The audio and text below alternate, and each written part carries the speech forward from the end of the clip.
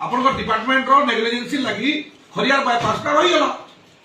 madam सेने लगी करी पार्लियामेंट रे लगी करी से पास करे थिले एवं खरियार बायपास हवा बोली करी किथि एस्तिला आपन एस्टिमेट दियो बोली करी आपन तरबरिया भाव रे रोड रो टेंडर करबार पई जेतु लेने कुसम नहीं जाई आपन रोड रो टेंडर के करि देले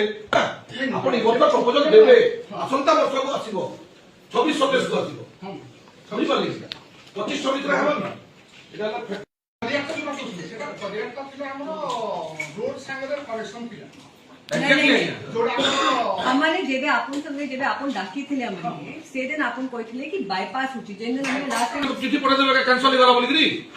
पब्लिक के फेस तो हमें करू आज्ञा ऑनरेबल एमपी के खरियार वाले संबर्धना देले हमर बायपास कर देले थैंक यू देले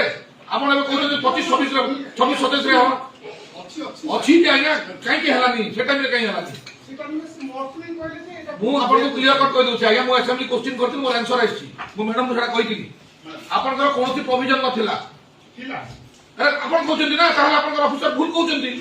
असेंबली रे भूल जवाब दउछन्ती आपण डिपार्टमेंट मते आंसर आछि स्टार क्वेश्चन रे मोर आंसर आछि जे खरियार रो बायपास रो कोनोसी प्रोविजन नथिला